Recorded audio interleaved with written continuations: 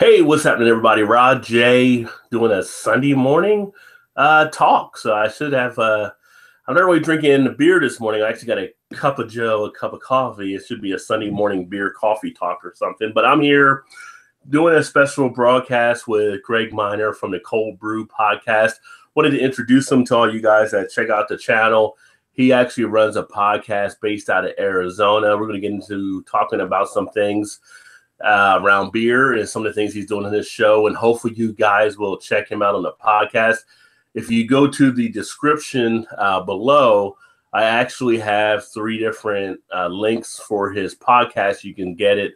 I believe it's on Apple iTunes. And let me pull it up here on my screen. If you guys have any questions along the way, as you know, you can comment in there and place any questions you may have into the chat box. I'll be periodically checking those as well to make sure we can address any questions you may have as we talk about beer.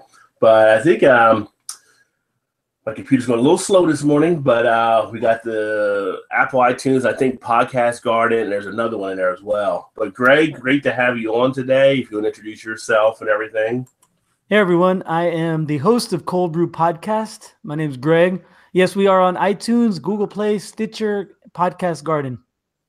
There you go. So Stitcher was the other one I was thinking of there. So just kind of slipped my mind there a little bit. So now you do the podcast, but you also do it with one of your friends too. We didn't get a chance to get him in. So I know it's 2 voices that I hear on there. That's my brother. He's back in California. We do it via Skype. Because we used to, I was in California, and it was Santa Clara, California to be exact. And, we would meet up every week and do the show. And then I moved out here to Arizona. And then, because of technology, we're able to do the show still. There you go. And so I said you went for the weather, right? So leaving California to go to Arizona. So out there, you're 2 hours behind me. So right there is like 9:01. So you're probably having a cup of coffee as well. Unless you're having a breakfast stout or something along those lines. And how long have you been? I have a New Belgium 1554 right now. Oh, nice. Have you had that one before? Yes, I have. I really like this one. The first time I had it was actually in Fort Collins at the New Belgium Brewery, and I was blown away by it. I never had a black lager before. Yeah. And I just thought this was, and to me, this is like this set a high board as far as black lagers go, for me anyway. No, I've had that before. It's actually one of the beers that I actually prefer from New Belgium. I like a few of their beers, but that's actually one that's really done well. I think that might have been one of the first black lagers I had was from them also. And the problem with it is it's only done like in a seasonal pack. So I wish they had it offered outside the seasonal, but definitely a nice beer to check out. And with the podcast, how long have you been doing the podcast now? We're starting our 4th year.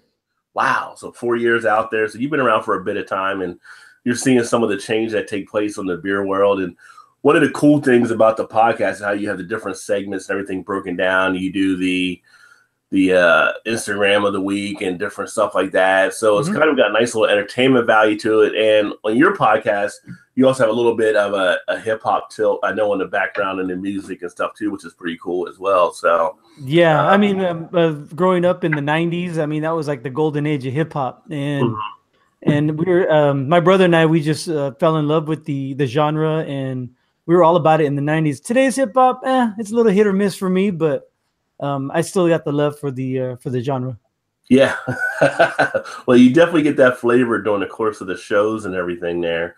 So what are you seeing now in the beer world? Anything catching your eye? I know on my show, I've talked about some of the different things taking places with some of the closeouts that have been happening, some of the couple of the breweries that are now pretty much closing doors, but we also have some that are opening. We're at 6,000 breweries, so it's not like anybody is saying the sky is falling, but are you picking up some of those stories on your show as well? Yeah, in fact, I've mentioned it a couple times in the last month or so. I think, I don't know, I think we might be at the plateau. I think we might be at the cusp of the bubble, so to speak, as far as growth as a number of breweries. I think 6,000 just seems like it's really saturated. Yeah, well, when you consider back in the 80s, I think it was 83, 84, whatever, was like less than 50 or so. Yeah. To go from that number to now, we're at 6,000, and we're actually headed upward of that. But I think what you're seeing is a lot of the community growth too. You're seeing a lot of breweries done in a local community type fashion, so that almost like each little branch wants their own little brewery type thing. So who knows? Maybe it's just we'll see. I don't know if we're at the saturation point yet. Like I see, like Mendocino had closed their doors or are about to, and of course, Smutty Nose were two of those names more recently that are about to close. Right. But then you see other companies that are coming out, you know, buying their spaces, or other ones merging. Last week we talked about the merger that took place with Victory Brewing getting together with Southern Tier to help both of their lines, and there was a third brewery involved in that. So not everybody's having to go to the big AB and Bev or Coors Miller or some of the macros. Right. They're actually able to work together on some stuff. I don't know. It's kind of interesting. It just depends almost where you're at. I mean, I'm in Cincinnati, and we have 60 breweries right now. I went this week to another brewery opening, which I'll end up putting a post out later about sometime this week, called Esoteric. They'll be opening their doors in 2019, and they see opportunities with it. And they're actually going to be doing half their taps will be Belgian ales. So they're going to bring the Belgian ales market more into prominence here in Cincinnati. And then we have some other ones that are opening up. So it's kind of like, depending where you're at, I mean, it depends if they can be sustained in your community, I guess. I think that's what we're kind of seeing there. With us in Cincinnati, we have a lot of beer drinkers. I mean, it's got a big German heritage that started Cincinnati. And a lot of people love beer here, you know, from all different types of groups. So where we can hold maybe 60 here, someone else might not be able to hold 20. It just depends on where you're at, I think. I think so too. And we're starting to see more breweries. I've seen more breweries pop up in the San Jose area. Not too many over here in the Phoenix area as far as new breweries, but they are like Arizona Wilderness. They've been doing a lot of good stuff, and they're opening a new tap room downtown.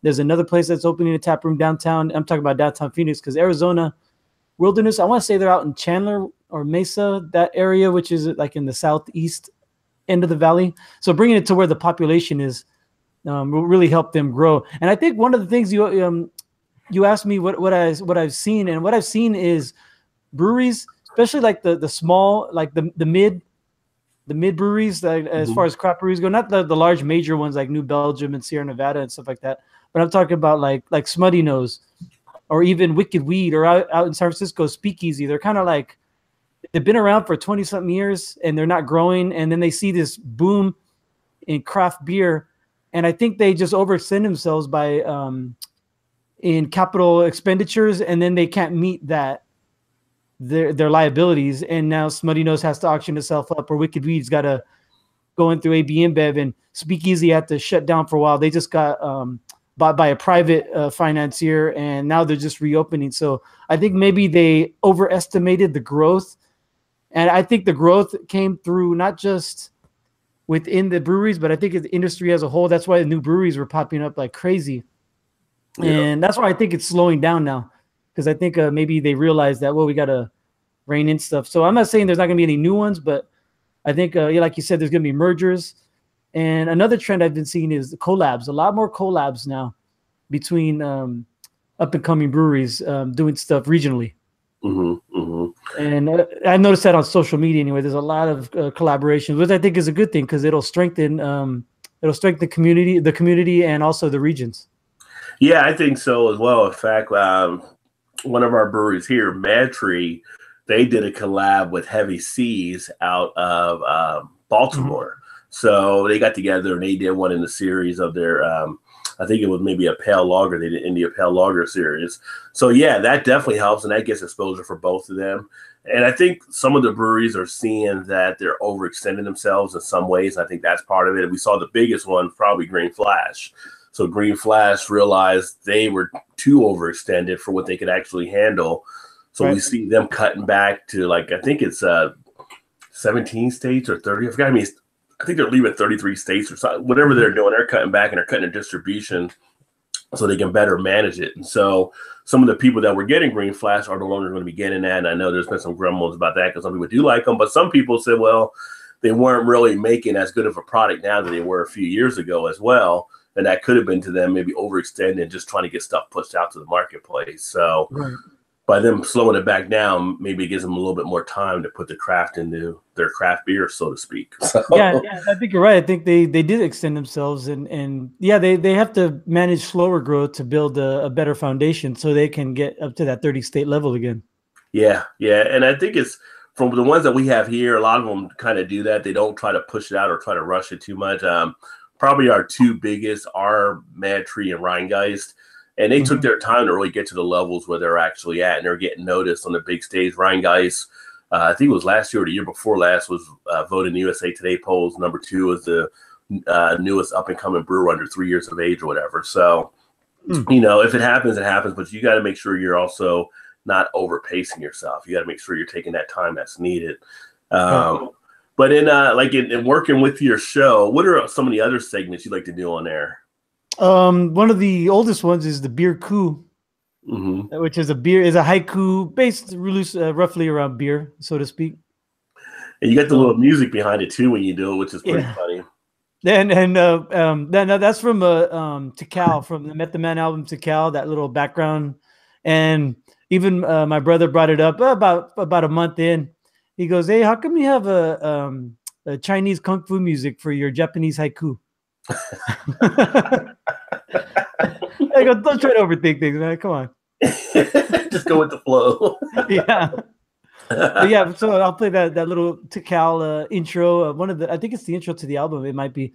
And then I'll just lay in with the Beer CoOp. And it used to just be a talking or a jump off point for talking. Now I do the news segment, and I usually try to feature 2 or 3 stories that are pretty national, or if something is local that hits a heartstring, then I'll bring that up. But I use that as my muse now to write a Beer CoOp, because I was getting stale, man, writing. But we're on our 158th episode, 59th episode, so I've written over 150 haikus about beer. Nice. Any of your favorites? You want to recite one of them? Oh man, I can't. I don't know them I don't know them by heart. I should write them down. In fact, I'm starting a spreadsheet to start writing down all of or to keep note of all of our stuff, because in these 3 years, the only database I have is just to go back and listen to the show. Yeah.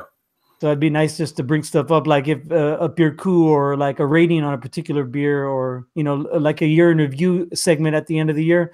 Then I could see like what I rated different beers, because you forget, man. You forget a ton. You drink so much beer throughout the year. Like, how are you going to remember your favorite?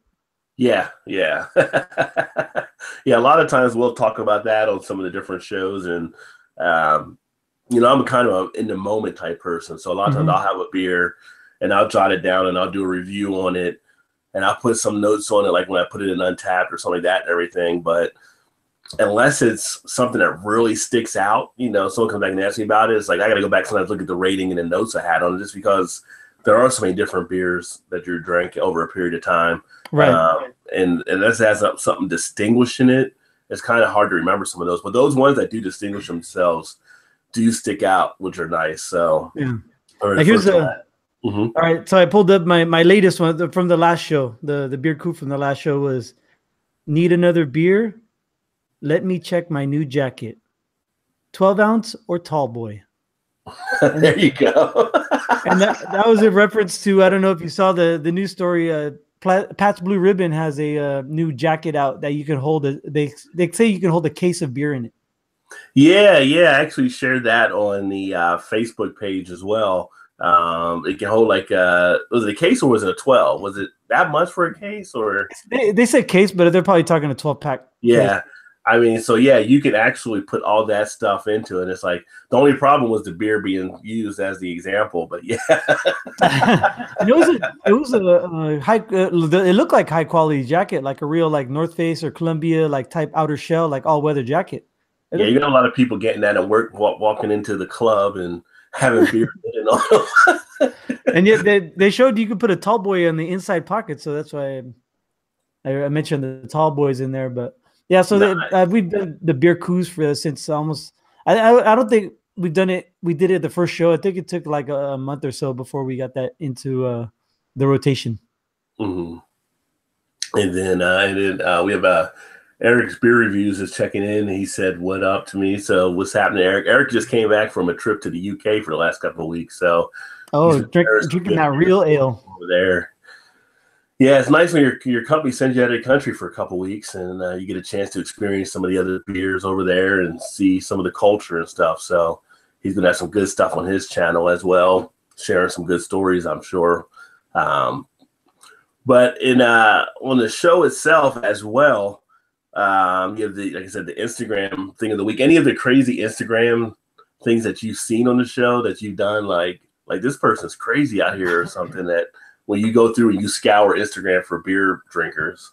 I just check out who we follow and our followers, and I just like to promote like the more active people, just because I don't want to recommend someone and they don't post anything for a month. And so some of the crazier things, like and it's really, I don't know if it's an ethical or moral dilemma, but I just have a problem recommending like the overtly sexual ones, because there's a lot of Instagrams where like they're showing booty with the beer or a nip slip here and there, and that's kind of like borderline. I mean, I like it. Don't get me wrong, but and we're definitely not a family show, but I don't know. It's just, but that's some of the crazier ones. There's this one that I follow. I think it's called like My Blonde and a Beer, and every single shot is like half of her nipple is out. Yeah, that's like her theme. That's her. Instagram hasn't caught on to that yet, I guess, or I guess maybe it's not the full nipple. It's just like the areola is fine. I don't know.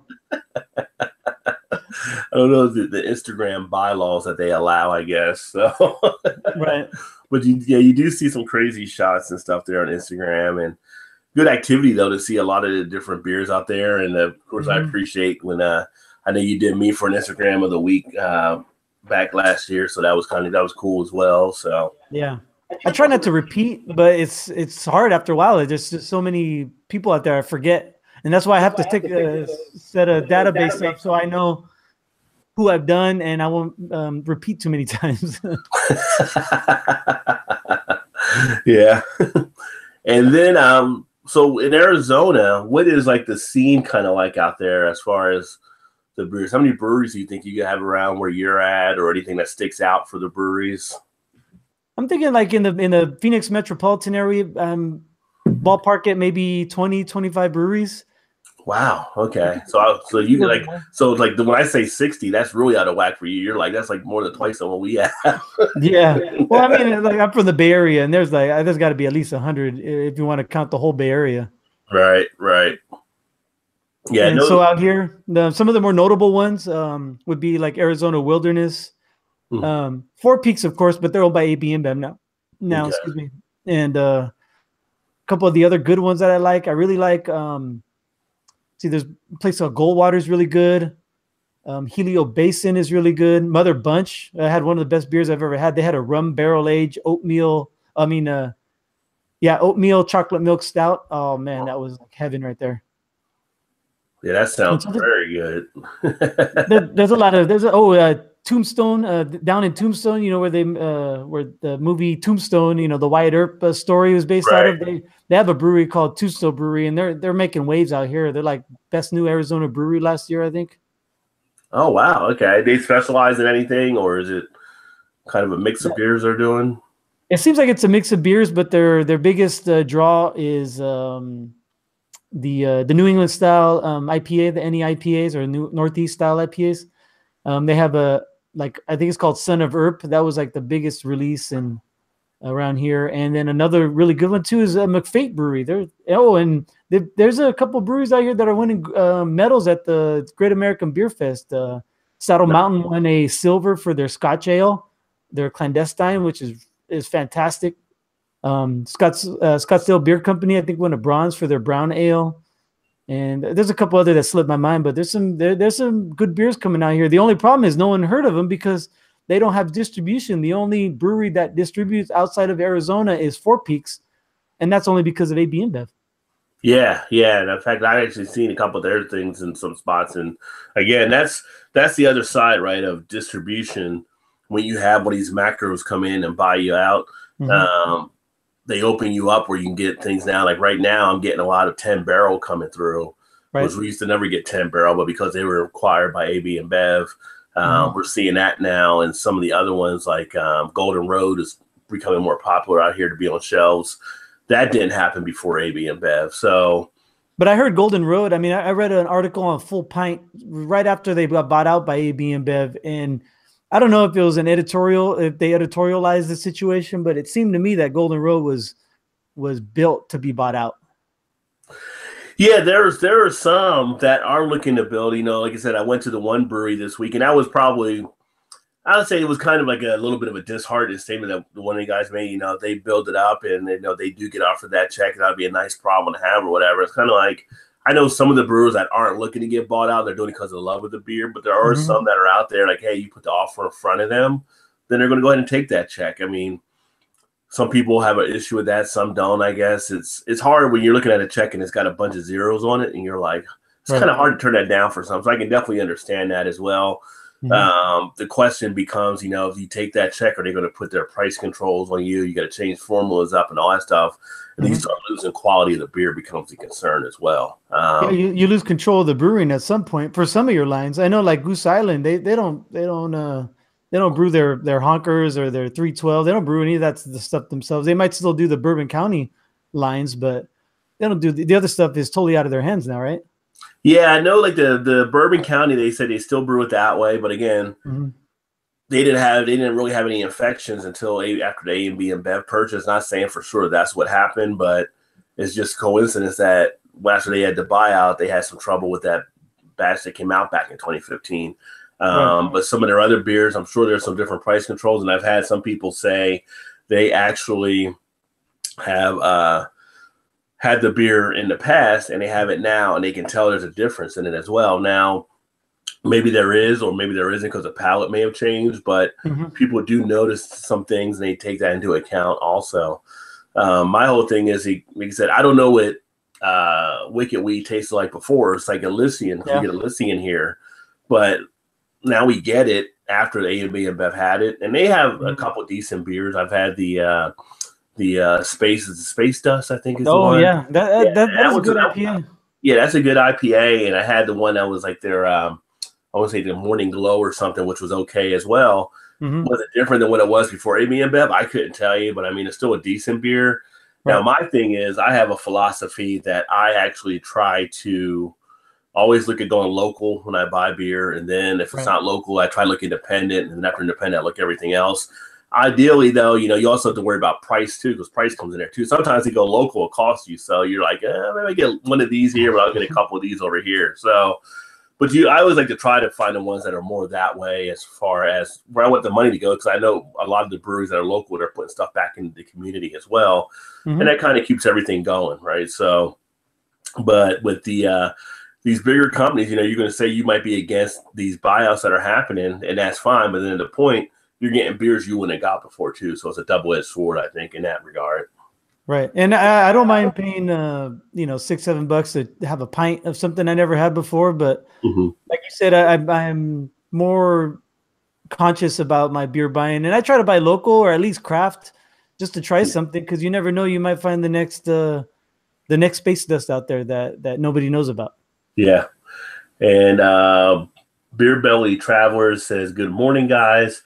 And they Beer Belly said it is true with Goose. So I think true that the differences have changed since AB and Bev has taken over. But with the Bourbon County, you could try a vertical, but going back more than 5 years, it just seems like a waste. Like, so it's hard to keep beer that long too, in my house at least. I've only been cellaring beers for like 3 years now, so I don't have that deep of a cellar. Yeah, well, my cellar, which I may do a video at some point later today to upload, is getting I'll say it's getting out of hand, but I've seen cellars that were bigger, but I've got probably over 100 something beers in there right now. So. Oh yeah, you got me. I got a few in the fridge, and I'm trying to get all my IPAs out and my pale ales and stuff like that out. But in the basement is mostly a lot of barrel aged stuff, a lot of stouts, some porters, imperials down there, some other imperial type ales. So, and my buddy Todd from Indiana had just sent a box of beer that I got the other day, and I split the ones up that had to go to the fridge and the ones that had to go to the basement. It was like, I don't even have a place to put this other box right now. So I had to consolidate and mix some things around. But there's a great app that I actually picked up on my cell phone, and it's called Cellar. And if you have like an Apple phone, you can see it on there. But it lets you put your beers in. It's tied into Untapped as well. And that allows me to catalog the beers, which is nice. So can you put like a reminder on there, and it'll notify you like, hey, you said you wanted to drink this beer on this date or by this day? No, but you can put the dates in for when you bought it or when it's best by as well. And then you can sort out by when you need to drink it. That'd be cool. We should write to the developer and say, hey, add notifications so we could keep track of our beer so it doesn't get too old, so it doesn't oxidize. Yeah, true. Good point. And I was going through it. It took me probably about an hour to start the catalog to get the additional in, and then I add on top of it, putting other stuff in. So, but it's actually helped for me to actually manage the stuff out now. And then I can remember when I drink it, always take it out of there because I'll go and I'm like, wait a minute, I drank this beer. I don't have this in the basement anymore. So you got to stay on top of it. So, where's my barrel aged? What you doing with it? Did you drink it? Tell your wife. But my recommendation is if you're going to do a beer cellar, have some type of management plan so you can not become a hoarder. So and you end up at like 300 or 400 beers in there. You're like, Jesus, what am I doing with all of these? I think at one point, my highest point, I had like 36 beers, 37 because I just put it in the closet. I don't have an actual cellar or basement. Yeah. So I throw it in a beer case and throw it in the back of the closet. That way I don't out of sight, out of mind. And then I think the most I had was like 30 or something. I just started drinking them like one a week, and then I got down to about 15. So pretty manageable for me anyway. Yeah. Well, one time I did, and I stopped buying beer for about a month or two so I can get it back down. And then there's other stuff that just starts popping up, and I start picking up other ones. So I could probably that's the problem is you start saying, okay, I'm not going to buy any more beer. I'm going to start drinking my cellar, and then so and so has a can release. And the seasonal just came out for this one. And then like, well, I got to buy those now. That's the issue, right? So I was like, I walk through and I'll see someone has this beer and it's like, oh, that's a special release. So I got to get it now. And it's like right where I'm at, for instance, I would always see people post pictures of boom sauce. And I can never find boom sauce anywhere here. And I found a new spot this past week where they had boom sauce in it. So automatically I picked up the 4-pack of that. So I had the boom sauce, and I picked up a special Dogfish Head, the red and white, and I picked up another one because these were things you don't usually see. And again, now the basement has more stuff in it, or the fridge has more stuff, so it's kind of like a lot of different beer taking place. But don't worry, it'll get drank at some point somehow. I just gotta get caught up on the reviews and everything. The boom sauce. You bring that up. There's an Instagram account that this lady that's who she specializes in, boom sauce, and she always has boom sauce and. With she's wearing a thong and she's right next to her booty all the time. That's where the boom boom is. Yeah, there you go. And so that's ties right in right there with the Instagram. And let's see here, and I know Beer Belly Travelers said they also built up a beer closet in their garage, perfect temperature. And I actually do mine in the basement where I have a nice temperature for that there as well. And Malton in Montreal says, what's up, Rod? He's up in Canada. And Jason Voorhees is checking in as well. So we got some people that are checking in on stuff. But if you're going to put it in the basement, make sure you have a nice spot. You usually want to have it like, I'm going to say between 50 to 60, 65 degrees or so. Usually a nice dark spot in the basement. I actually keep down there like a thermometer as well. I have one of those wall things down there, so it tells me the temperature and stuff. And obviously out of sunlight, and I keep mine actually in boxes. They're not on shelves because I've seen too many shelves incidents where they've fallen over and people have their bottles just like, I was like, well, don't do it that way. So keep it out of that sun, keep it at a nice cool place. Garages are excellent for this time of year for the most part, because you can actually, if you have a garage and you have that cool air on it, I mean, you can go in there and pretty much drink it right from the box. Because a lot of your beers, as you know, a lot of people I talk with, they take it like nice and cold right out of the fridge. I'm like, well, that's not the beer you want to do right out of the fridge. I mean, it's not a Bud or one of your adjunct ambers, that's fine. But if you want to experience what a good stout is, you want to get that baby to about 50 degrees or so. So having it sometimes right there in the garage, you can just go grab it right out of the box and be good to go and walk off with it. So Yeah, and that leads us to one of our segments on the Cold Brew podcast is we open our beers at the beginning of the show, give our first impression, but we don't rate it till the end of the show because it gives it time to warm up and open up those flavors, especially if we have a stout or a porter or some type of like a barley wine or something like that. If we have of course, if we have a lager, then or a half, then yeah, maybe the initial impressions will still, would be the most um what do you call it, the most accurate. Yeah. But if you let it open up and then you start getting those hints of vanilla or the malt or the raisin flavor from the what I want to say, the caramel malts, Right. shoot, I just lost my my train of thought there, but you know what I'm talking Yeah, about. like from the notes of the aromas and everything that warm up, Yeah. letting it sit out there and everything. Yeah, so you want that stuff to come out. I mean, a lot of these beers, I mean, they're like a treat. So you want to be able to experience in a way it's meant to be experienced. And Mm-hmm. when you have it cold, it's just like my whole knock on why you don't use a frosted glass. And people that drink craft beer know this because it takes away from the aroma, it takes away from the notes of the flavor, it mutes everything. The Yeah, and condensation becomes involved and it takes away from craft beer. So that's why you you drink the cheap stuff really cold because it mutes all those yeah. rice and corn flavors. Trust me, you don't want to let a bud sit there and drink in a half an hour. No. Hey, and the frosty glass can also hide detergents and stuff that haven't rinsed out properly. Yeah, yeah, and it's funny. Like, one of the things is like when people will go out, sometimes they'll get their glass of beer, notice there's bubbles clinging to the side of the glass, Right. Yeah. and they Big don't. telltale. They why? And the thing is, that's basically the cleanser has not got off the glass, so Mm-hmm. essentially you're drinking out of a dirty glass when you see a bunch of bubbles that Mm-hmm. are clinging there. And I've seen I I've haven't seen that seen happen in a while. We've actually got a good couple places right here that actually know how to rinse the glasses so it doesn't happen, right. but it does occasionally, especially if you go to some of these, I don't want to say like they're like the fast food type restaurants, like the BW3s or something like that and everything, where they might not have, theirs might not be as, they may be too clean from the cleanser and you start getting that in your beer. Mm-hmm. That's right. Yeah, well, the chains and stuff, they're just pumping them out. Maybe they don't have the Cicerone education as some of us do. No, Yeah. but there's an Instagram account. The latest one that I recommended is called Dirty Beer Glass Police.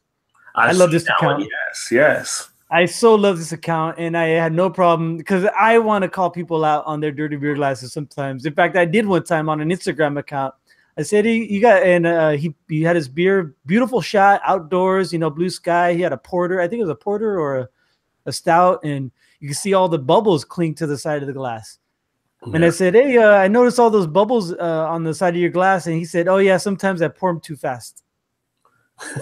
And I didn't want to say, no, you have a dirty beer glass. I didn't feel it was my place, but this dirty beer glass police, they have no problems. They're totally unabashed of calling people out, and I love it. I Yeah. freaking love it. I go to their feed now and just look at all the dirty glasses and look at what they have to say because it's great. And I want to know if they get any flack from the people that they call out because I think that'd be hilarious. Well, I think some people may not just be as familiar on it. They don't know really how to deal with it, I guess. So, Mm-hmm. but actually, some of them probably do think it's a carbonation, and we say it's like a dirty glass. In that case, sometimes it's actually a clean glass, but it's too clean of a glass because they didn't get all the cleanser off of it. So, but it's like, yeah, you notice these different things, and you do it in a way where you're not really like doing it as a beer snob type way, but you're trying to educate the people as you're actually doing it too. So it's kind of like, this is why this happens. This is why it's like this. It's like when I go to some of the places and stuff, I always try to check out the place first because one of the questions came up on Twitter. What do you do if someone sends you like a frosted beer glass? And it was like a poll or something like that. And some people will send it right back, and usually I get the first glass. If I've got it caught off guard and check it out, I'll notice it. I'll try to warm it up, and the next person, when I get another beer, I tell them don't put it in a frosted glass, or if they only have frosted glasses, I have them rinse it out before they put the beer into it to try to warm it up a little bit. Oh, that's pretty smart. I've never asked. I've run into that problem before where they don't have non-frosted glasses. Yeah, And I'll usually have them, but you put some warm water in there, rinse it through a few times, and then that'll take it out, and then just go to put the beer in, so it gets away from that frosted type glass. And a lot of times they ask, well, why would you do that? Because we usually have frosted. I said, well, if you're doing a domestic type beer, you're doing one of these adjunct beers. Yeah, you want it frosted, but when you have a good craft beer, like some of your taps you have here, then you don't want it to be that way because you're taking away from the actual way the beer should be experienced. You're taking away from those flavors and from that aroma. And they're like, oh, no one ever told us that before. I had no idea and all that kind of stuff. So, and I've had a couple places I've done that with, and they started putting beers out that were room temperature to keep away from when people wanted craft beer.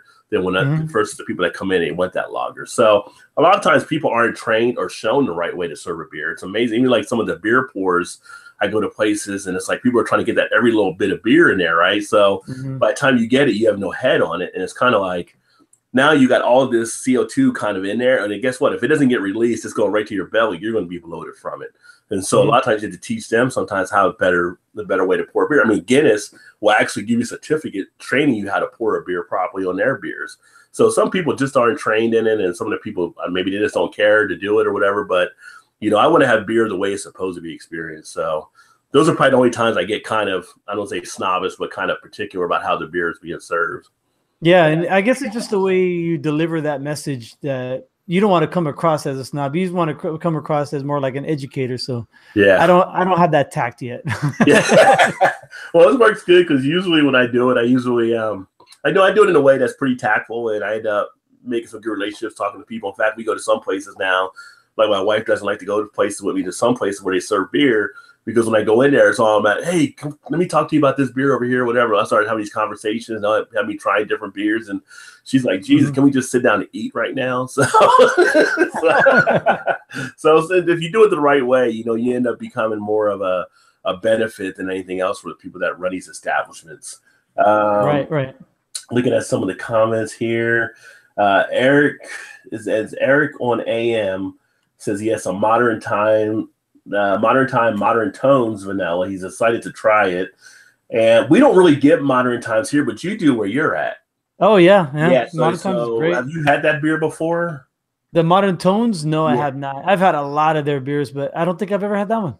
Okay. So they're like in your brother's backyard where they're at then, right? Yeah, no, they're in San Diego. Okay. They're actually closer to me than they are to him. Oh, well, yeah. Eric also asked, what's the older beer you guys have had? What's the oldest beer we have actually had?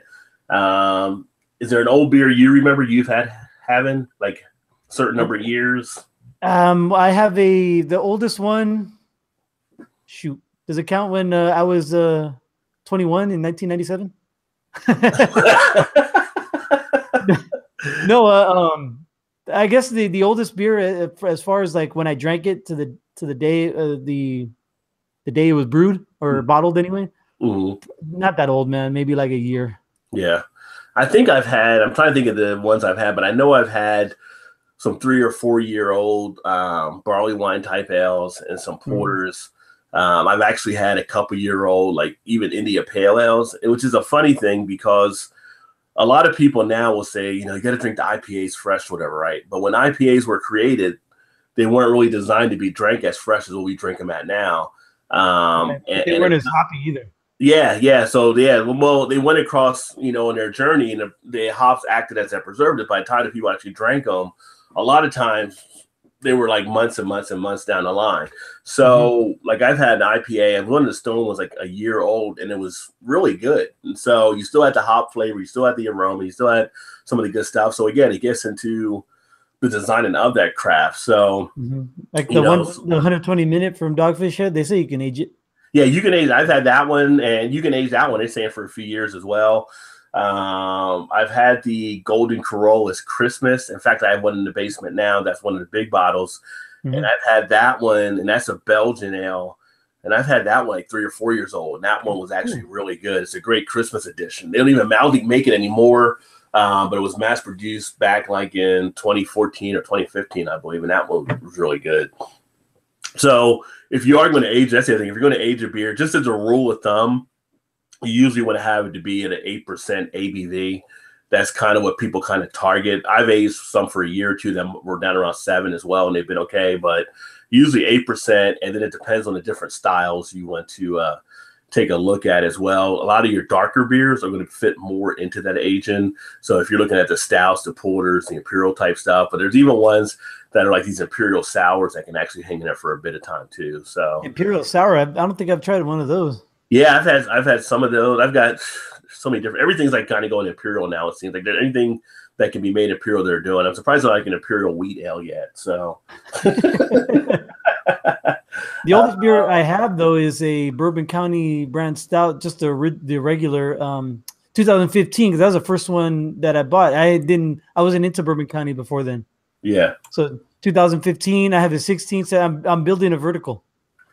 Well, in 2015, just remember that was the affected year. Yeah, but the ones I had were not affected. They were mostly like the coffee, and there was one other one that was affected. But it was a coffee one. Barley wine and the regular, I think, that year that had some affections that took place on some of the bottles. And then last year they didn't bottle the 2016 coffee because it was affected. They only had like a certain amount of barrels that were not affected, so that was very, very rare. The 2016 coffee is very scarce. Yeah. And then also, let's see where I left off here. Beer Belly was asking if I would do a beer cellar tour today. Yeah, I probably will. If I have some time later today, I may shoot the video and go through it. And then I don't know if I'll upload it today or during this week, but I've been meaning to kind of do that because I have so many things that are down there now. Exactly. Domestic's ice cold is the only way I can ever stomach, not craft. LOL. That's from Beer Belly. Yeah, I mean, there's even when you read some of the books, like there's one of the books that I read before was Tasting Craft Beer, and I think it was Randy Moser. And he talked about just like you have to drink it because if you don't drink it ice cold, they suck, and they know that. So, but he was like more to the point about it and everything. That's why they market it that way. Yeah. And then Eric said, "Is it technically dirty if the cleaner itself isn't fully removed?" It's kind of because that's the thing that we were saying earlier. So it's kind of like it's clean, but it's just got the cleanser in it, so it puts the bubbles on this thing, but in a beer craft way, you don't want any bubbles sticking to the cleaning of the glass. So technically, we would kind of look at it as a dirty glass, but in that way, it's actually extra clean. But you don't want those cleansers mixing into the beer. So kind of a weird type situation there. Yeah, because you have cleaning chemicals in there. Yeah. So Beer Belly said I had to check that out on Instagram. I think talking about the Dirty Beer Class police Instagram account, Dirty Beer Class Police. Says I'm actually cleaning all of our beer glasses while I watch you guys. And Beer Belly, that's a good thing because, and I've done it myself. A lot of times I put stuff in the dishwasher to get it done, but it's actually recommended for beer glasses to actually be hand washed. That's the best way to actually get those clean. You let them air dry and stuff. So pretty cool that you're actually doing that, Beer Belly. I've heard people also dedicate like a brush, just one brush for their beer glasses only. Yeah, and then just have that dedicated there too, and so you don't have any food particles on it. Yeah, that's the problem when you put them in a dishwasher. You do have other things flashing around, so that's why they also recommend doing hand washing with beer glasses.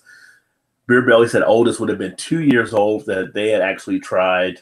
Eric on an AM asked if you go into an establishment, you need to see what kind of glasses they use, and then ask to have it in a specific glass. Most of your beer establishments will know the kind of glasses to actually use for the styles.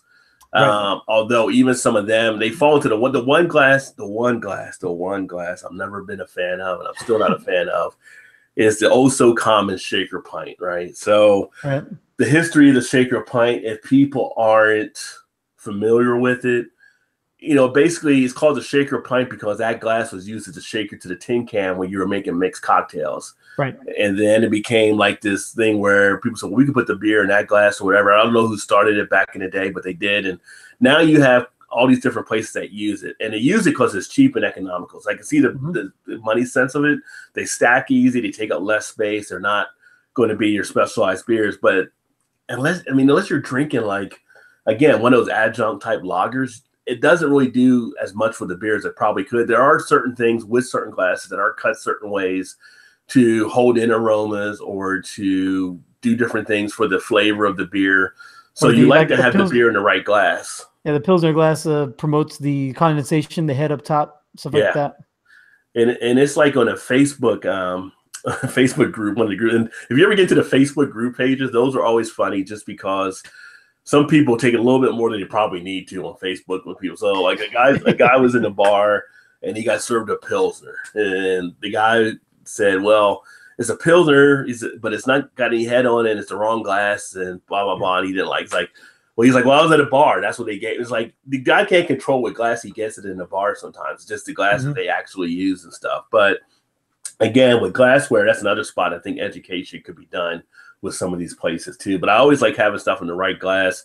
And if you're a beer drinker, it's always nice. Go out there and get yourself one of those beer set collections to even start out. Like they have these little collections where it's like 6 different types of glasses in it. Get yourself familiarized with the beer, and I think you'll start to see some of the difference. Like this glass right here that I used yesterday is an IPA glass, designed for IPA glasses. Very sturdy, holds in aroma, holds in some of the taste stuff, lets you allow to enjoy it. It doesn't have to be always a snifter type glass. So, you know, familiarizing yourself does make a difference on a lot of things. Beer Belly says, I'm fine being a polite beer snob, LOL. And as the craft beer movement continues to grow, people live and learn so many nuances you can learn along your journey. Eric asked me, what is my favorite barrel-aged barley wine? He loves barrel wines too. I'll actually check here on my Untapped here to see, because like we talked about earlier, it's hard to remember all the different ones that we've had out there, but I can give you some notes on a few different ones I've had. What's the deal with the 2015 coffee and barley wine being affected in bottles, but kegs of it were good? Was it really the can line that caused the infection? So that's going back, I think, to Bourbon County Stout of 2015. Now, in 2015, I only knew about the barley wine and the standard. I didn't know the coffee had been affected that year, but I think you were saying the coffee was the next year, 2016. Well, 2016, they caught it beforehand. They knew what they were looking for when the quality control testing. The 2015, it happened. I just saw drain pours on Instagram and Facebook. That's where I first saw it, and you could like write in. And I thought it was just the coffee and maybe the barley one. I didn't know it was the regular. I saw the regular, and the case I got was fine. So I'm guessing the one I held on to since from then is fine too. That you were in good shape on that one then. Yeah. And you know, and I've heard people say they like the off flavor. I mean, because it didn't make it putrid, it didn't make it noxious or nauseating. It just had an off flavor that people didn't like. Now, maybe you like it. It's your palate. You know, if you have one, just go ahead and try it. You might like it. It might be a sour stout. It might be the first one you ever had. Yeah, I mean, sometimes people say certain things they don't like because of this, because of that. And it's funny because, like, some people, if you give them like a blind taste test, and we talk about this all the time on the show, some people couldn't tell the difference between some things unless they kind of knew, and it was they saw it in front of them. Now, if you were an avid Bourbon County drinker every year, then yeah, you probably would catch the off taste.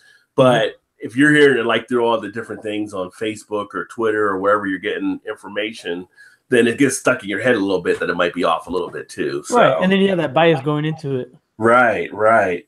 In fact, when I was in line for Bourbon County this last year, which I think it would be my last year I stand in line for it, I'll just wait for it to, like you did, like you saw it and you bought it. You're not going to wait in line for it. But one of the guys was telling me that the Firestone Walker Parabola, the 2017, was hot and thin, he called it. Now, I haven't had it yet. I haven't seen it out here. It has made its way out here, but it got sold off before I was able to get it. Yeah. But I'm already like biased. I'm already like, my palate's already predetermined to consider this beer hot and thin. Yeah. And that's the thing. Like usually when I do reviews, I don't usually try to read like a lot of information about a beer or the labels even sometimes, just because I don't want to be influenced in a certain way. Say something that's supposed to have this, and this about it. You don't want to read it, and then because then you're going into it. Okay, there it is. You kind of want to pick it out as you go through, and then come back and say, then look at it and say, well, suppose that this is, and this doesn't really come through, or this comes through barely, less than I would expect for it to come through. Like I had one of the beers the other day, it was American Pale Ale. And so we go to American Pale Ale, I expect to get some of that little bit of a fruitiness in there from that type of style, kind of that grapefruit, that orange tangerine, things like that, sometimes like a mango or something like that. And it was more like an English Pale Ale. You didn't get that, but you got the pininess of it. And so if I'd have just went off that and thought about that ahead of time, now obviously because I know what American Pale Ale is supposed to taste like, it was already stuck in my head. But it's kind of like some people will go on Untapped, for instance. Like if you're in the phone app, now they give you like little things how people have marked stuff. And some people just click, oh, fruitiness and blah, blah, blah, blah, blah. But if you didn't really feel that, then you shouldn't be marking it either. But you kind of been influenced because you think other people done it. Maybe I just missed that, but I'll put that in there as well or something. So right. And I've gone on Untapped and I've seen those little tags you can put on it. And there's some of them, like the flavors I've been getting, not every single beer, but every once in a while it's like, well, they're missing this tag. Like this one was kind of spicy. How come no one put it was spicy? Yeah, exactly. I've done that too. And it's like, you didn't get this. Like if you get like a Goza and no one's put like salty, and it's like, you got the saltiness, no one's chose salty on there. It's like, come on. That's supposed to be. That's part of the Goza, But to Eric on the AM, as far as his question and some of the better barley aged wines I've had, Southern Tier, their oak aged back burner. When I had that before, I thought that was really good a couple years ago. Mad Tree Brewing here locally had one called the Bourbon Barrel Aged Ye Old Battering Ram that was really good.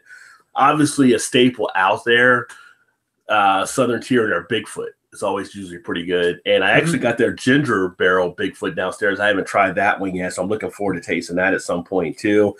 And then, not just do you have the barrel ale, just the American style. Keep in mind, you also have the English style barley wines as well. So I always tell people to try to contrast with that to see what you may like too, just because it is a little bit different than the American version. And you get like a nice little experience in that one. And from the English style barley wine, Bourbon County, they're actually barley wine is considered to be an English barley wine. And they actually, as people know, do a pretty good job on that one.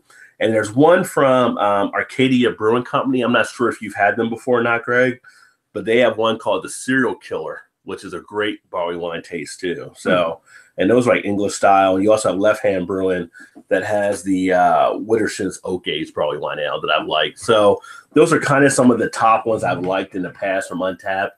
Getting it out there and finding the different ones. I mean, you got to experiment with stuff. And I always say, go by what you think might be instinctive for what you would like, not just what other people are saying. There's people that say, well, I didn't like this beer or like that beer, or I didn't think it was this and that. But, let your palate be the judge. Don't be afraid to try a beer to see if it might be something you like as well. Right.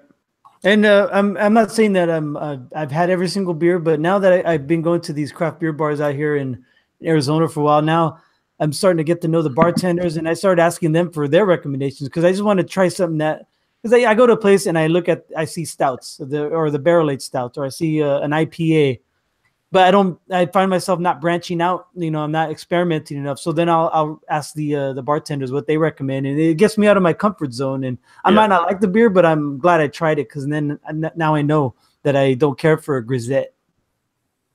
yeah. And a lot of times you can do that, and a lot of the places will let you get a taste to see if something you want to try or whatever. I used to be a person that was not a huge fan of wheat ales, and then started having some here and there, and actually found out there are some wheat ales I actually do enjoy. I'm not a fan of shandies, as many of you know, but have not found a shandy I enjoy. So that's a style I usually do not like going to. I know a lot of times when the weather breaks, people love shandies. I am not one of them. Right. Yeah, like the Leinenkugels. That's the biggest one, right? One by Miller. Yeah, the Leinenkugel. Like people go crazy when the summer shandy comes out, or even the Traveler. Travelers. That's a newer one. Who's on them? Is that Molson Coors? Do they own them now on that one? I'm not sure. That's why I'm asking you. No, I'm not sure.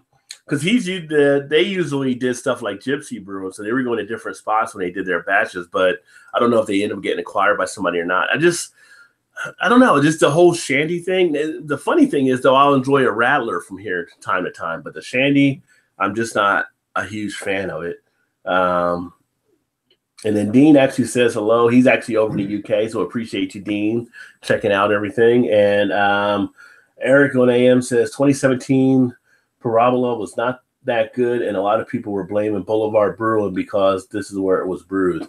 And I have not had that one. I'm familiar with it, but I have not had that one. We just started getting Boulevard Brewing here probably in the last 6 or 7 months.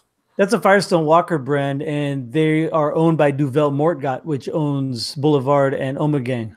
Yeah, so technically I guess not the craft then if they're owned by the other beverages. I don't know. I mean, but technically, from what I read, they are still under that craft limit. But don't quote me on that. Well, I was gonna say, but if Duvel owes them, if they have more than that 25% ownership, it's like Founders. Right. Founders no, but I'm talking about is the 6 million barrel limit. Oh, 6 million barrel. Yeah. Well, for the definition from the Brewers Association, it's a 6 million barrel and no more than 25% ownership. Like Founders, for instance, Founders isn't considered craft because their ownership, even though it's owned by the Spanish company, it's over the 25% threshold. So that means they're not craft anymore. But I still get their stuff. I got a CBS in the basement as well, and I'll drink some of the other ones. Cigar City is owned by Oscar Blues, right? Or they partner with Oscar Blues. Is that considered over 25%? Well, they're not considered to be like they're not considered to be the conglomerate, I guess. So they're still considered craft. I think it's weird how it is. You have to be a certain size and then own. So the whole thing, in my opinion, is going to go to the wayside probably the next year or so, and it's just going to be independent or non-independent type thing or something. And that's one thing my brother brought up a long time ago when we first started talking about these takeovers is instead of calling them craft, why don't they just call them independent? Because that's where it's going to be from in the future, I think. Yeah, I mean, if you ask a bud guy, they'll tell you their beer is well crafted. So why do they craft beer? So yeah, it's well crafted. It's consistent. It's way more consistent than a Parabola is. Yeah, right. Eric on the AM says, for both of us, what is the dumbest alcohol law in your state? In my state? Yeah, what do you have, like, in your state, any dumb alcohol law? Arizona doesn't have too many laws in general. There's still people on motorcycles without helmets. They don't need there's no texting while driving laws. There's a bunch of laws that should, I think, for public safety should be enacted, but they're just not here. As far as beer laws go, I do not know of anything that's outstanding, like such as a Utah beer law, like the Zion doors or the 3.2 alcohol by volume limit in grocery stores. Right. Yeah, in Kentucky, where I actually live, though, it's the Cincinnati area, they're pretty open on a lot of their stuff. Now, in Ohio, they actually had it where until like last year, the ABV couldn't be higher than like 12% or something. They moved it to 25 last year. So now they're able to brew some bigger beers in Ohio. But on the Kentucky side, there's not really anything. The only thing that the law that I think is the thing that drives me crazy is more the how we have the three prong approach, you know, with distribution and between wholesalers and between, you know, those that brew the beer and those that sell the beer. So that whole 3-tier system, I think, is kind of something out there. And I see some states challenging that now, where some of the people that are brewing beer will be able to sell their own beer or maybe distribute their own beer. So I think the whole 3-tier law has kind of ran its course, and that needs to be changed. You look at countries like, say, UK or Canada, where they can get beer from anywhere they want in the country. They just go online and order and it gets sent to them. Here, we can't really do that. There's certain states where, like, you have, like, say, a Tavour, where now they can start distributing that way. But like Kentucky, you can't get Tavour. I get ordered to my office in Ohio, though, because Ohio can get Tavour, and you can actually choose beers and have them sent to you. So hopefully that 3-tier thing will go away at some point. Yeah, I was reading about Georgia was their breweries couldn't even sell pints at they couldn't even have tap rooms. Yeah, they'd have to pay a fee, a holding fee. Basically, they would pay to have their beer shipped to a distribution warehouse and then pay to have it sent back, and then they could sell it. But the beer never left their facility. Yeah, and that's kind of those weird things that you end up having. And one of our breweries in Ohio, when they set it up, they have the brewery in one building, but then right behind it in another building is where they actually brew the beer. And by them not brewing it in the same building allowed them to avoid one of the laws that they have on the books for brewing beer. If it had been in the same building, it makes a lot more tougher on regulation. Yeah, it's just those old antiquated prohibition era laws that a lot of them need to be eradicated, if not altered. Yeah, and there's still some of that stuff out there. I mean, as you go, you know, south, there's still some things like in that Bible Belt type thing. So they have their situations as well. And welcome Sadek. And he also said he can't complain too much. He brought up to 3.2 out in Utah as well, being a situation there. But you heard about AB InBev might pull some of their lines, some of their brands out of grocery stores in Utah just because of that law? No, I didn't hear about that. So wow, okay. And they're going to go from like I think 20 brands to 12 brands out there in Utah, just because I just think they don't want to start another. They have to brew 2 runs, one for the 48 other states, because I think Michigan has that law, or Minnesota or Wisconsin or one of those other ones. Yeah. But they're brewing one specific line for Utah, and I just think that it's not cost effective, and they want to get rid of that. So they're threatening to pull out of grocery stores. Wow. And then Sadek says 14% ABV cap here in Georgia. So Georgia has a cap of their 14% as well. And hello, Terry. Terry's out in the UK as well. Appreciate you swinging in.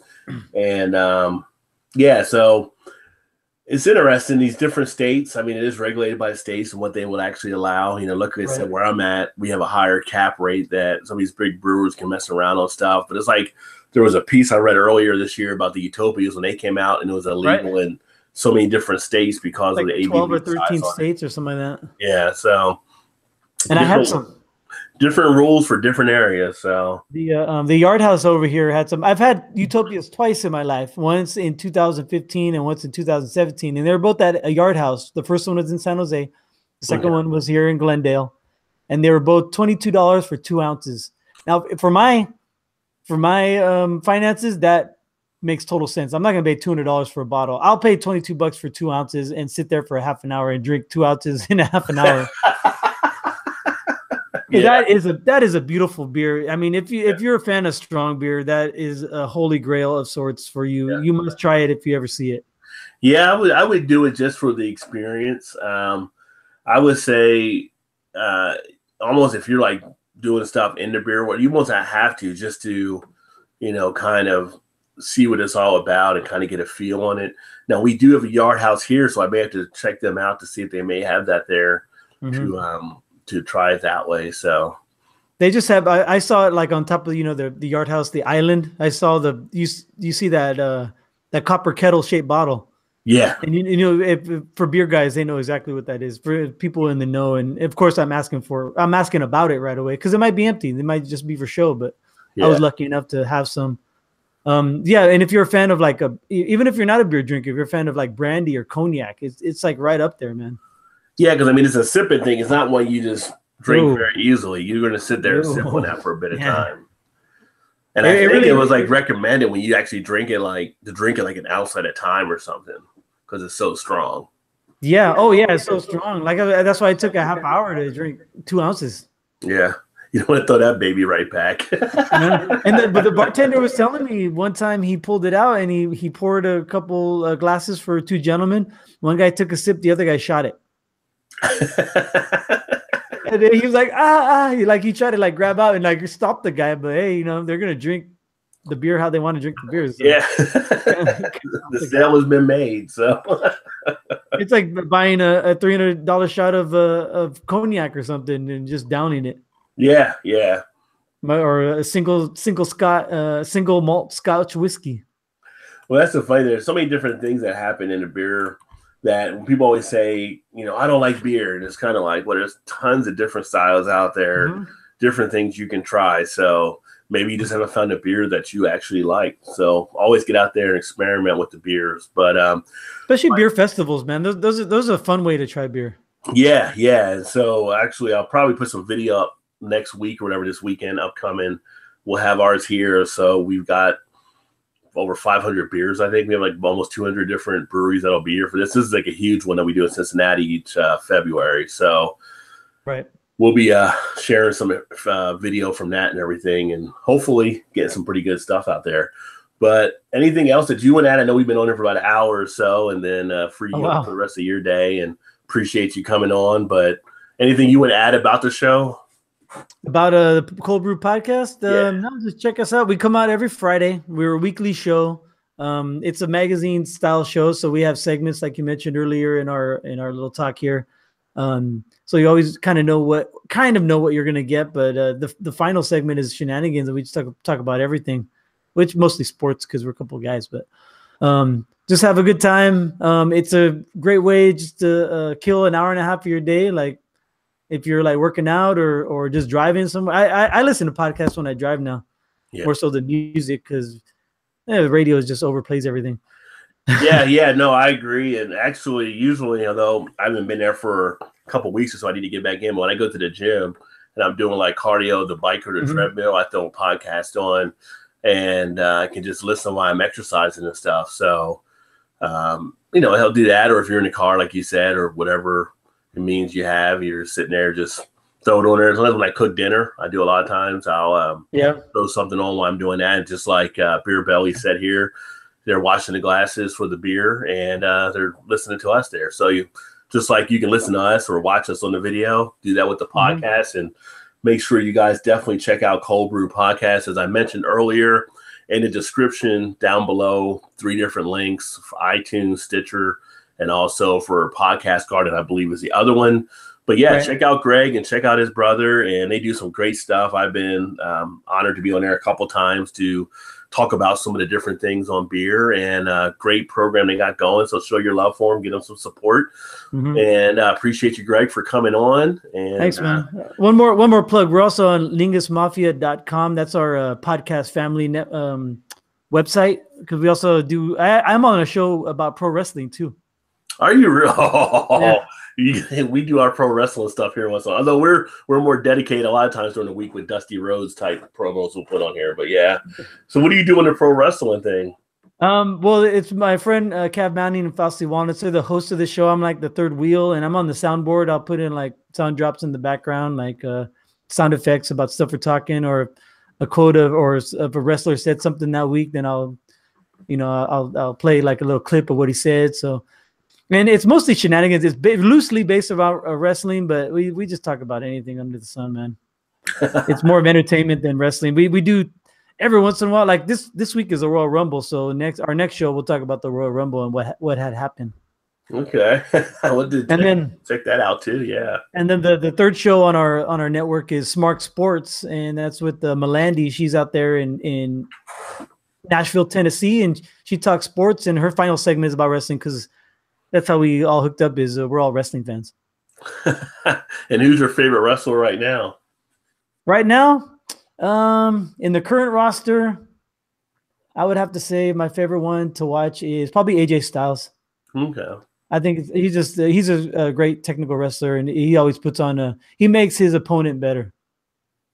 There you go. I haven't watched it in a while, but we usually throw like a lot of old throwback footage to some of the wrestlers. So, oh man, that's where I got started. Was back in the day with Hulk Hogan and Randy Macho Man Savage and all those '80s wrestlers.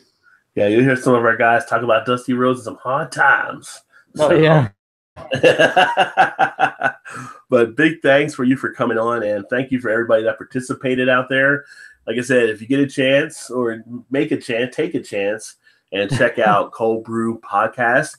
And we look forward to catching you guys next time. Again, thanks to Greg for coming on, and appreciate everybody today. We will go ahead and close it out now, and hopefully you guys enjoyed yourself. Eric on the AM, one more question. Do you listen to the Something to Wrestle with Bruce Pritchard podcast? Is that a podcast you're familiar with? I'm familiar with it. I do not listen to it, but my co-hosts on Wrestlinga show, they listen to it. So we talk about that because Bruce Pritchard is really good. He's been in the industry forever. He has a lot of good guests and good interviews. Okay, cool. Well, thanks for all the questions and everything, and hopefully your Sunday's a great one. Hopefully you got a nice. Well, I don't know. We're depending where you're at. You got a beer in your hand. I'm actually East Coast. I haven't drank a beer yet because I got to run some errands, but. Greg's 2 hours behind me. He already started. So well, you can't drink all day if you don't start in the morning. Yeah, but I will be getting one here shortly. As always, keep checking into the channel. And of course, if you're just checking in for the first time, make sure you subscribe. And if you hit that bell, then you'll get the updates as they take place. Thursday nights, we always have the Beer Flow show. So we haven't decided yet this week on what brewery we'll be featuring, but we'll let you guys know as soon as I can after I catch up with Todd, Joe, and Eric will come up with what brewery you want to look at. Although Joe has been pushing for Ballast Point, so it may be that one for this week. Oh yeah, you could talk about the Disneyland tap room. You got a Disneyland tap room now out there? Yeah, they're gonna open one. Ballast Point's opening up a Disneyland tap room. Oh wow. Okay. All right. Well, have you been to California to the Stone Resort yet? No, not yet. Not yet. Okay. Well, we got the Brew Dog Resort about to open up here too. So yeah. So that'd be good. But yeah, so Thursday night we'll have that, and then don't worry, I've got a lot more beer reviews upcoming. I've been running around the last couple of weeks, so I'll get those uploaded. And thanks for all you guys that have been seemingly liking the quickie beer news. I started running that segment, so I'll find some more of those things to get uploaded too and give you a nice 1 to 2 minute blast on beer stuff happening around the world.